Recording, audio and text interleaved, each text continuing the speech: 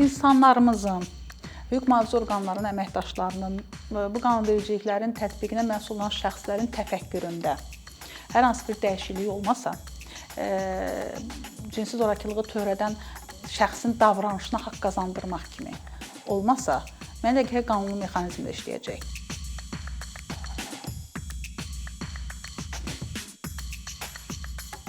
Bugün cəmiyyətdə əslində tez-tez baş verən, amma çox da işıqlandırılmayan və buna məruz qalan insanlar tərəfindən gizlənilən bir mövzu haqqında danışacağıq. Cinsi zorakılıq və qonağımız Vəkillər Kollegiyasının üzvü Sevda Məhərrəmovadır. Sevda xanım, xoş gəlmisiniz. Çox sağ olun dəvət üçün. Xoş gördük. Sevda xanım, cinsi zorakılıq nədir? Cinsi zorakılıq bir şəxsin digər şəxsə istənilən məcburi seksual hərəkətlər, cinsi akt və cinsiyyətinin istismarıdır. Yəni bir şəxs digər şəxsə məcburən hər hansı bir seksual aktivliyə məcbur edir. Bu müxtəlif formada baş verə bilər. Aldatma, hədə-qorxu ilə, şantaj etməklə, gəlir əldə etməklə, fiziki zorakılıqla, güc tətbiq etməklə, insanın qeyri-iradi vəziyyətdə olmasından istifadə etməklə, narkotik vasitələrin təsiri altında, sərxoşluq vəziyyətində təsir altında olub və yaxud da ki, yuxulu vəziyyətdə olması halında baş verə bilən ağıl və necə deyirlər, açıq vəziyyətdə, əqli vəziyyəti yerində olmayan şəxsə qarşı törədilən bir əməllərdir. Hər bir kəs cinsi zorakılığın qurbanı olurlar. Uşaqlar, böyüklər, yaşından, cinsiyyətindən asılı olmayaraq böyüklər və ağıllar. Yəni heç kim sığortalamayıb bu cinayətin ona toxunmayacağından. Çox vaxtı cəmiyyətdə görürük ki, əsasən yetkin yaşına çatmayanlar öz ailə üzvləri tərəfindən cinsi zorakılığa məruz qalır və yaxud da inandığı bir şəxs, bu məşqçisi ola bilər, müəllimi ola bilər, onun tərəfindən cinsi zorakılığa məruz qalır. Lakin böyüklər də öz yaxın ailə üzvləri tərəfindən cinsi zorakılığa məruz qala bilər. Bəzən öz cinsi partnyoru tərəfindən zorakılığa məruz qalır, istəmədiyi cinsi akta məcbur edilir. Üçüncü şəxsin, partnyorun cinsi akta dəvət olunması, qatılması ilə əslində bu istəmir bir tərəf, lakin o məcbur olunur cinsi partnyor tərəfindən və yaxud da onun tərəfindən zorlanır. Bu həyat yoldaşı da ola bilər və yaxud da birgə yaşadığı insan tərəfindən ola bilər. Qeyd etdiyim kimi, o qədər cinsi savadsızlığımız ucbatından hətta bəzən bunun cinsi zorakılıq olduğunu belə dərk edə bilmirik, çox təəssüf ki. Bu yaxında bir кейs qeyd edeyim. Demək olar ki, bir həftə bundan qabaq yanıma bir xanım öz anası ilə müraciət elədi. Hətta qeyri-iş günü mən onlara görə ofisə gəldim və onlara dinlədim. Əslində müraciət nigahın pozulması ilə bağlı idi, lakin dərinə getdikdə burada cinsi zorakılıq halı da var idi. Öz həyat yoldaşı tərəfindən istəmədiyi, alçaldıcı bildiyi seksual aktın formaları icrası tələb olunurdu ondan və üçüncü bir şəxsin də onların cinsi fəaliyyətinə qoşulması tələb olunurdu və olunmuşdu da və xanımın istəyinə zidd olaraq və bu fəaliyyət video alınmışdı və həmin kadrlardan müəyyən bir hissələr də müxtəlif şəxslərə göndərilmişdi. Üz görünmürdü müəyyən bədən hissələri. Yəni bu artıq digər bir cinayətin əməlini də özündə burada ehtiva edir. Çox təəssüf ki, həmin insan, xanım konsultasiyalarından sonra digər hərəkətlərin hüquq mühafizə orqanlarına müraciət edilmə və yaxud da nigahın pozulması ilə bağlı heç ondan başlamaq lazım idi. Birincisi müraciət eləmədi, elə onunla kifayətləndi. Hüquqi konsultasiya alandan sonra əlaqə saxlayıcını bildirib getdi. Bir-iki nəfər mən özüm onunla əlaqə saxladım. Çox təəssüf ki, davam etdirmədi. Əslində görürsünüz ki, burada cinsi zorakılıq əlamətləri var. Və bir şey də xatırlayım, кейsi də xatırlayım. Tələbə vaxtı 17 yaşında, yetkin yaşına çatmayan bir şəxs tərəfindən öz yataq xəstəsi olan nənəsinin zorlama faktı baş vermişdi. Biz o vaxt illər öncə hələ elm texnologiya bu qədər inkişaf etməmişdi, sosial şəbəkə inkişaf etməmişdi. Çox təəccüblə dinləmişdik ki, necə ola bilər 17 yaşında öz yataq xəstəsi, danışa bilməyən, hərəkət edə bilməyən axıl bir insana zorlamışdır. Görürsünüz, bu da belə bir кейs də var. Çox təəssüf ki, cəmiyyətimizdə baş verir. İllər öncə baş verirsə də, indi də belə bir hallar var. Həmin vaxtı cinayət işi açılmışdı.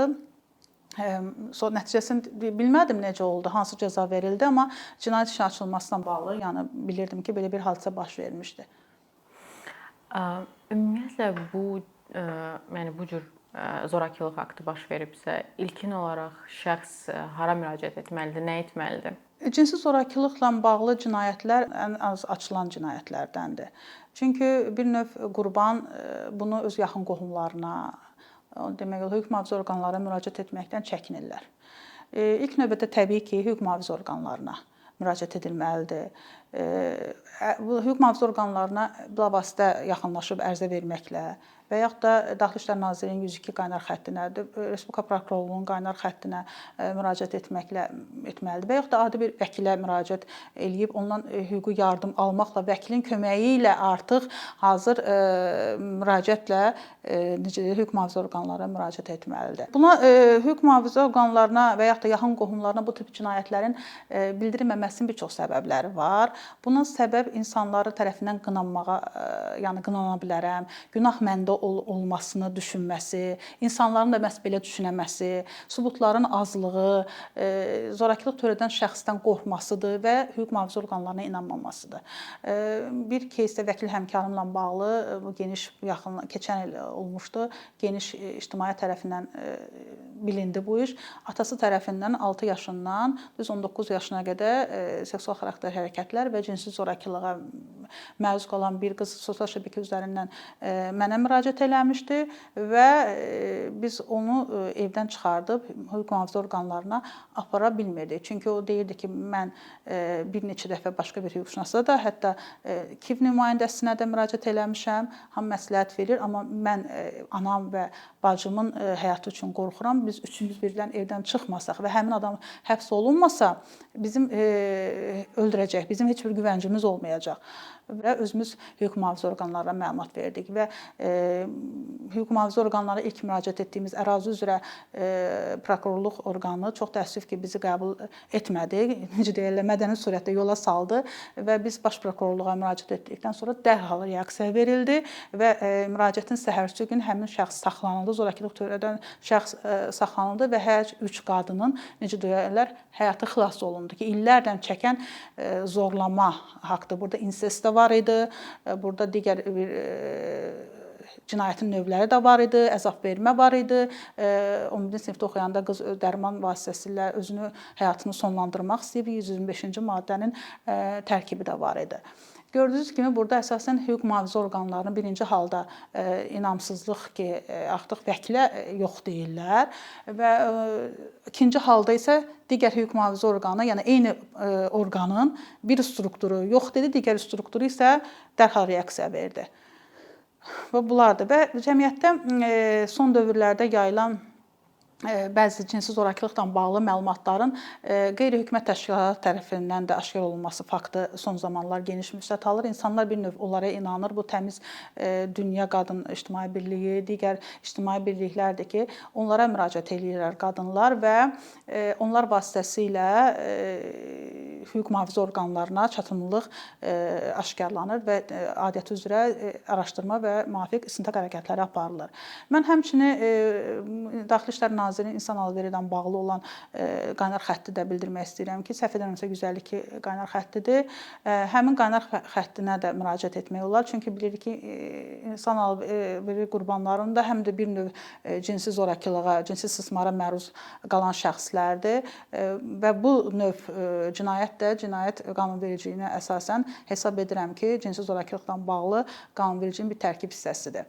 Hüquqi yardımla bağlı tək onunla kifayətlənmək lazım deyil. Tibbi yardım da olmalıdır, psixoloji və sosial yardım da dərhal göstərilməlidir. Tibbi yardım zorakılığa məruz, zorlamaya məruz qalmış şəxsdə insan yoluxucu xəstəliklərə yoluxmaması və yaxud da cinsiyyət orqanının zədələnməsi, hallarının mövcud olub-olmaması, bədən xəsarətinin olub-olmaması araşdırılmalıdır. Hüquq mühafizə orqanları dərhal yönləndirilməlidir. Çünki istintaqın əsas özəyini demək olar ki, tibbi ekspertizanın nəticəsi təşkil eləyir. Almış o məlumatlar, almış ekspert rəyində olan məlumatlar əsasında istintaqın gedişatını qurmaq olur. Ondan sonra psixoloji yardım. Psixoloqun mütləq iştirakı təmin olunmalıdır. Zorakılığa məruz qalmış şəxsin özünü öldürmə, özünə qapanma hissləri, ondan sonra digər gələcək seksual həyatına bərpa edilməsi üçün uzun müddətli psixoloji yardım almalıdır və sosial dəstək, sosial təminat məsələləri. Biz qeyd etdiyimiz kimi zorakılığa məruz qalmış şəxslərin bəzən ailədə bildirirlər bu barədə və ailədə bildirərkən yaxın qohumlar tərəfindən edilibsə, bunu gizlətməyə çalışırlar. Çox vaxtı uşaqsa anasına deyir, yəni anadan daha çox bağlılıq var deyir və yaxud da böyükdürsə yenə də anasına bildirir, ya bacısına bildirir. Qohum olduğuna görə ki, qohumlar arasında düşmənçilik yaranmasın və yaxud da həyat yoldaşın bilsə, gedib onu öldürər kimi qorxular olduğuna görə və yaxud da biabır olmayaq, bu ümumiyyətlə mən bunu başa düşə bilmirəm. Burada nə biabırçılıq var, sənin balava qarşı, sənin yaxınına qarşı zorakılıq törədiblər, cinayət törədiblər. Burada sən biabır olmalı deyilən bir şey yoxdur. Burada onun cinayət törədən bir şəxs cəzasını almalıdır. Sivil qaydada qanunvericiliyin tələblərinə uyğun cəzasını almalıdır. Bunu gizlədirlər. Və həmin dövrdə qurban bəzən dözməyib bunu hüquq mühafizə orqanlarına çatdırırsa, həmin vaxtı bəzən ailədə dışlanır və təminatsız qalır. Bax, həmin şəxsin sığınacaqda yerləşdirilməsi, əgər peşə vərdişi yoxdursa, peşə vərdişinin öyrədilməsi və yaxud da 70 yaşına çatmayıbsa, əgər bunun valideynləri tərəfindən cinsi zorakılığa məruz qalıbsa, onun uşaq evinə yerləşdirilməsi, valideynlərinin valideyni hüququndan məhrum edilməsi, alimentin kəsilməsi. Görürsünüz, bunlar kompleks hüquqi yardım paketidir. Bunların bir qismini hüquq mühafizə orqanları görür, digərləri isə bu sosial təminatdır, psixolojidir, tibbidir. Bunlar davam edən bir prosesdir. Məhkəmə tibbi ekspertizası keçirdi, müəyyən etdi ki, bunda bu travma var və bunun müalicəsini kim həyata keçirəcək, bunu hüquq mühafizə orqanları keçirtmir. Bütün bunlar açıq qalan bir məsələlərdir. Bir də hüquq mühafizə orqanlarının praktikasına yenə qayıtsaq, çox vaxt tərəfləri barışdırmağa çalışırlar. Ən ağır кейslərdə belə. Bəli. Yəni bu zorlama da ola bilər. Bu nə qədər geniş yayılıb və bunun qarşısını necə almaq olar? Yenə də biz gəlirik əslində hüquq mühafizə orqanlarının davranış qaydalarına nəzərə çəkmişlərlə. Tamamilə haqlısınız. Hüquq mühafizə orqanları qəti surətdə barışdırıcı mövqe tutmağa çalışmamalıdırlar. Necə deyirlər, el ağsaqqalı deyillər onlar. Onlara material daxil olub, bu materialda baş verənlərin həqiqətli olub-olmamasını araşdırmalıdırlar. Həqiqətdirsə, müvafiq günahkar şəxsi tapıb cəzalandırmasını təmin etməlidirlər. Məhkəmə müstəvisinə cəza alınmasını təmin etməlidirlər. Onların işləri bundan ibarətdir. Və adi bir şey götürək də, evlənmək məqsədi ilə qızı qaçırdılar. Əslində bir həmkarımın dediyi kimi də burada evlənmək məqsədi deyil. 70 yaşa çatmayan nə evlənmək məqsədi? Azərbaycan Respublikasında nikah yaşı var. Düzdür, mövzudan biraz kənarlaşırıq.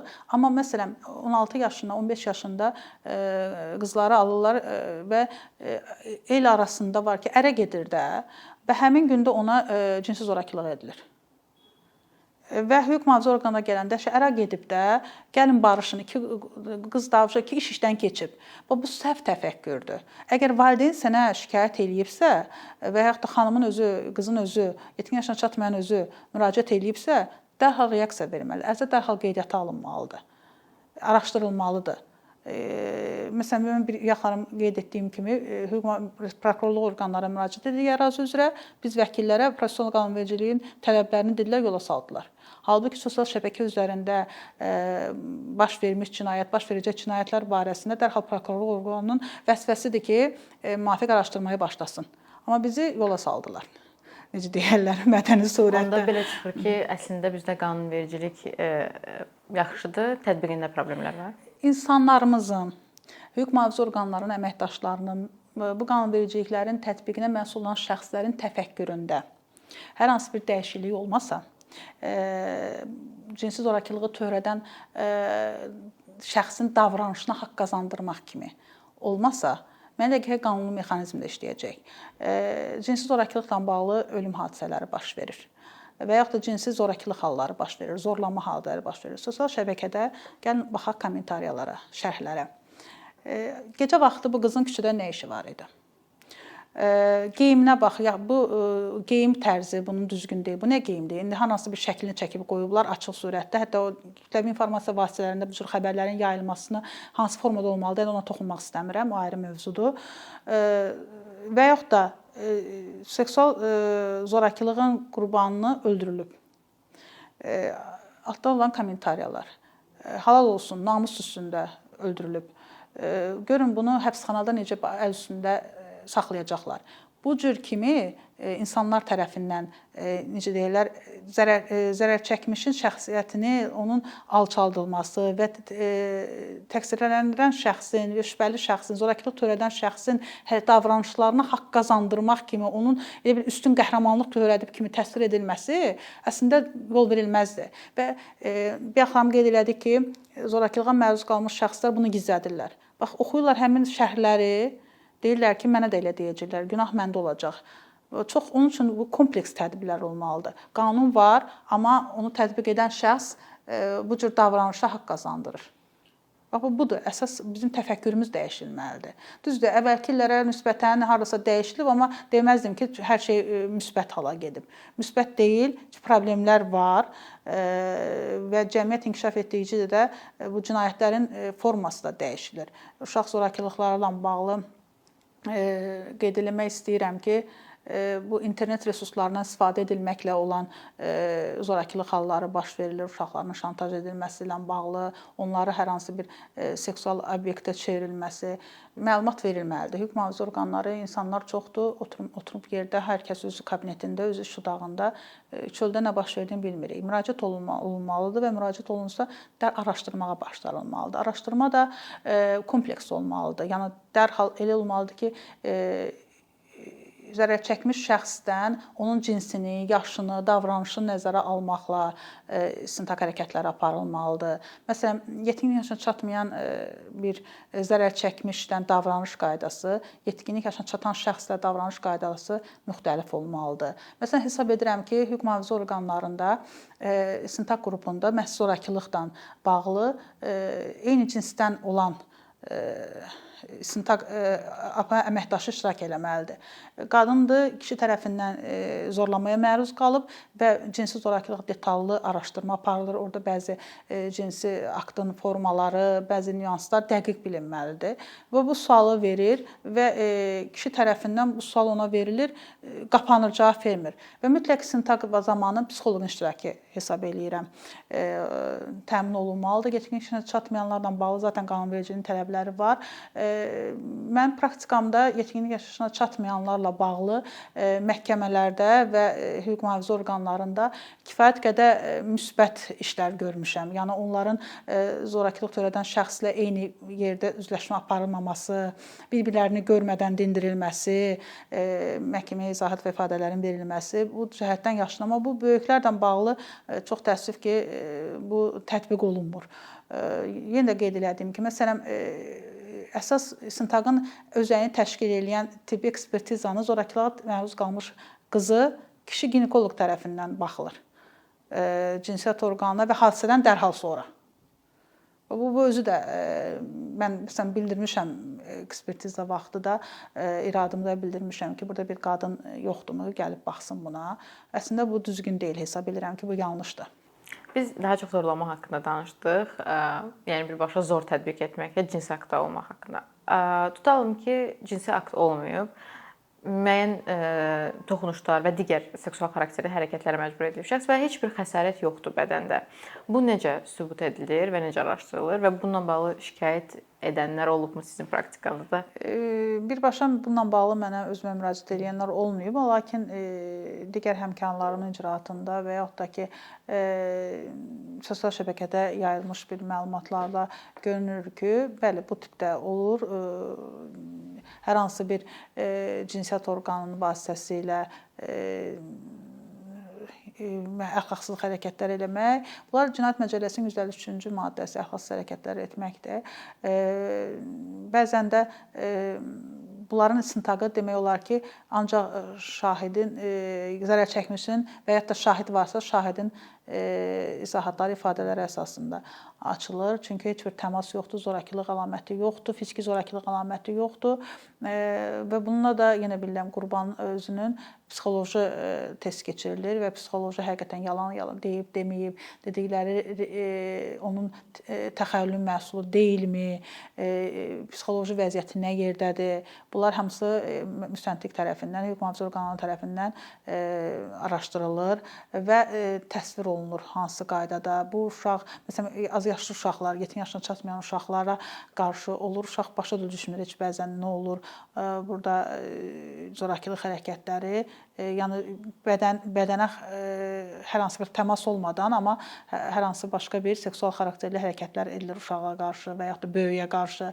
Bu yaxında bir həmkarım məsələn bildirdi ki, 16 yaşında bir qız valideynlərinin olmadan təyyarədə səyahət edilmiş və bu zaman yanında oturan bir yaşlı, bir özündən qat-qat yaşlı olan bir şəxs tərəfindən qısnamaya məruz qalıb. Yenə də qeyd edirəm, qısnamada Azərbaycan Respublikası qanunvericiliyində qısnamanın ancaq termini nədən ibarət olması bildirilir, amma buna görə cəza yoxdur. Mənim iradəmə zidd olaraq mənim bədənimə heç kim toxuna bilməz. İctimai nəqliyyatda bir görürük, sosial qısnamanın bir növü kimi bir cinsin başqa bir cinsə qarşı hər hansı bir təması. Əslində burada zorakılıq bir hadisə yoxdur, güc tətbiq olunmur. Amma insan narahatdır, mən istəmirəm, icazə vermirəm, tanımadığım şəxsdir, yaxud da tanıdığım şəxsdir, mənim bədən üzvlərimə, seksual zonama əl vursun, toxunsun və bundan həzz alsın. Bu özü artıq seksual zorakılıq hərəkətləridir. Yəni birbaşa fiziki təmas var, zorakılıq yoxdur, amma təmas var. Əlbəttə, bunun araşdırılması da xüsusi bilik, savad tələb eləyir. Və ilk növbədə olaraq zərər çəkmişin şəxsin təsviri əsasında. Yəni hansı formada, necə, onun məsələn suallar verilir, üzləşmə aparılır. Üzləşmə istintaq hərəkətlərinin bir növüdür və burada artıq kimin yalan, kimin düz deyilməsinə hüquq mühafizə orqanları qiymət verirlər. Və yenə şahid varsa, şahid ola bilər ki, bu dəfələrlə olub, evdə kiməsə deməyə qorxub, lakin öz sinif yoldaşına deyib və yaxud da ki, özünə yaxın bildiyi bir şəxsə deyib. Həmin adam da qorxub məsələn bu məlumatı verməyə, amma artıq işin üstü açılandan sonra həmin şəxs də şahid kimi artıq gəlir izahatını verir və həqiqətən də bu hadisənin baş verməsi sübuta yetirilir ki, bəli, belə bir hadisə baş verib. Nə düşünürsüz? Ümumiyyətlə siz praktikanızda qarşılaşdığınız çətinliklərdən danışsaq, təklifləriniz nə olar ki, bu tip cinayətlərin qarşısını almaq olsun, ya da ki, onu törədən şəxslərin məsuliyyətə cəlb edilməsi üçün, məsələn, dəfələrlə qarşılaşdığınız çətinliklər və bunları aradan qaldırmaq üçün ya qanunvericiliyə dəyişiklik etmək, ya da qanunvericilik qənaətbəxşsə tətbiqi ilə bağlı təklifləriniz, yəni tətbiqdə problemlər varsa. Cinayət Məcəlləsini nəzərə salmaq olar ki, Cinayət Məcəlləsinin bir sıra maddələri vardır ki, bunlar məhz seksual xarakterli cinsi zorakılıqla bağlı maddələrdir.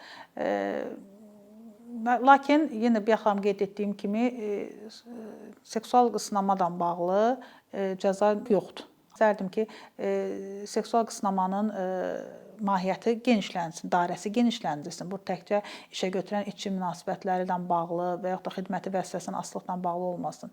Və bayaq qeyd edilmiş ictimai nəqliyyatda hər hansı bir toxunuş, hər hansı bir məsələ də salınsın. Bu qanunvericiliyə əlavə olunsa, əlbəttə mənə elə gəlir çox şey dəyişər.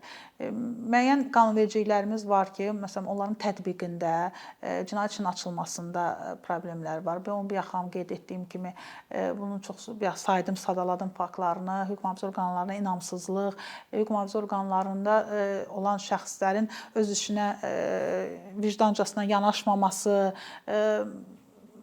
gəlir şikayət eləyəni şikayət edilənlə barışdırmağa çalışması, yəni bu hallar özü aradan qalxsa mənə elə gəlir ki, hər hansı bir irəliləyişə nail olmaq olar. Və mütləq mən hesab edirəm ki, hüquq mühafizə orqanlarında bu tip cinayətlərlə məşğul olmaq üçün xüsusi istintaq qrupları yaradılmalıdır və bunlar təlim keçməlidirlər. Məsələn, mən özüm praktikasında olan bir məsələni deyim. Qurban zorlanıb bir gün qabaq, dəfələrlə zorlanıb, hüquq mühafizə orqanlarına daxil olmuşuq izahata alınmaq üçün. Bu uşaq vaxtından zorlandığına görə bunda psixoloji travmalar var. Yəni bunu başa düşmək bu qədər çətindir. Üzərində gülüşlə gəlib içəri və müstəntiqin ilk sualı budur ki, sən başın xarabdır, niyə gülürsən? Bu nə deməkdir? Bu artıq sənin işinin nəticəsini heç nə eləməyin deməkdir. Bu cür davranış əlbəttə yol verilməzdir. İnsanı özünü alçaldılmış hiss, onsa alçalıb bu insanın seksual toxunulmazlığına toxunulub, bunun özünün çərçivəsinə toxunub. Sən onu da alçaldırsan axı həmçinin.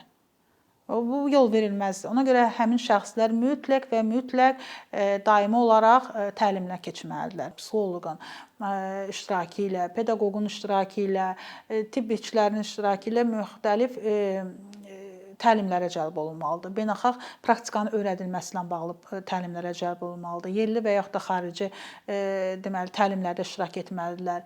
Mütləq istintaq hərəkətlərinin aparılması, eyni cinsli şəxslərin istintaq aparan şəxs olması vacib məsələdir. Ona diqqət ayrılmalıdır. Ekspertizanın həyata keçirilməsi, tibbi ekspertizanın həyata keçirilməsi zamanı müayinəni aparan şəxsin eyni cinsli olması, ondan sonra istintaq hərəkətlərinin aparılan zamanı qurbanın yanında psixoloqun iştirakı olması, bunlar hamısı təmin olunmalıdır. Məsələn, qanunvericiliyə bununla əlaqədar prosessual qanunvericiliyə dəyişikliklər aparılmalıdır. Çox sağ olun Sevdə xanım, gəldiyiniz Siz sağ olun. üçün.